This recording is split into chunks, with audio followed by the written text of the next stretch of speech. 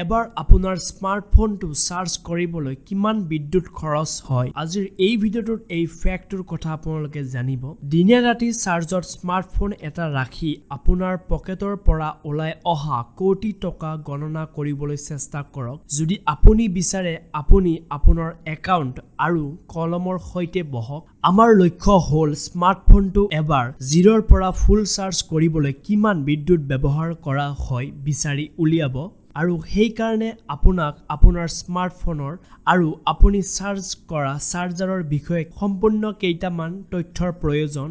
উদাহৰণস্বৰূপে স্মাৰ্টফোনৰ বেটাৰী কিমান মিলি এম্পিয়াৰৰ চাৰ্জাৰটো কিমান ওৱাটৰ আৰু সেই চাৰ্জাৰটো 0 ৰ পৰা 100% চাৰ্জ হ'বলৈ কিমান সময় লাগে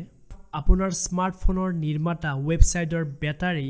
মিলি এম্পিয়াৰৰ ঘণ্টা এমএইচৰ বিষয়ে তথ্য পাব আৰু চাৰ্জত সাধাৰণতে ওৱাটৰ বিষয়ে তথ্য লিখা থাকে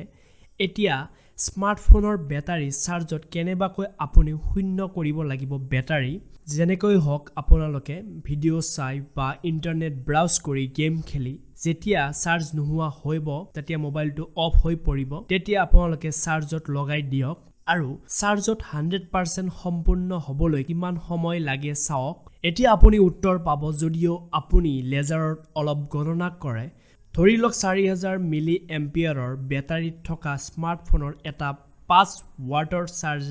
চাৰ্জৰ সৈতে 100% চাৰ্জ কৰিবলৈ 3 ঘণ্টা সময় লয় এতিয়া ওৱাট আৰু ঘণ্টা সম্পূৰণ কৰক আমাৰ উদাহৰণত এইটো 15 ওৱাট হ'ব কিন্তু বিদ্যুতৰ বিল প্ৰতি ঘণ্টা কিলোৱাটত গণনা কৰা হয়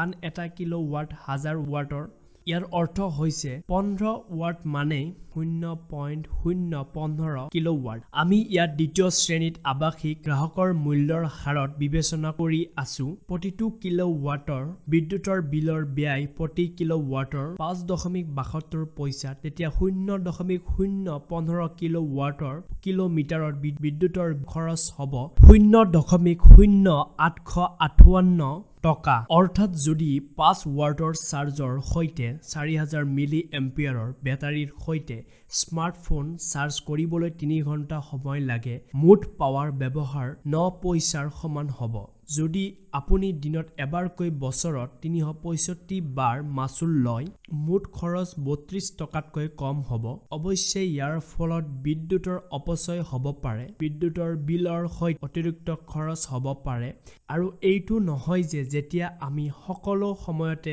100% চাৰ্জ কৰোঁ তেতিয়া আমি চাৰ্জৰ সৈতে স্মাৰ্টফোনৰ সংযোগ বিচ্ছিন্ন কৰোঁ তথাপিও সৰ্বাধিক খৰচ নগণ্য হ'ব লাগিব আপুনি আপোনাৰ স্মাৰ্টফোন বাবলছ হৈ অসামাজিক হৈ পৰিছে নেকি সেই বিষয়ে ভাবিব পাৰে কিন্তু দিনা মানে চাৰ্জ কৰাৰ সময়ত ফটুৱা হ'ব নে নহয় ভাবিব ঠিকে আছে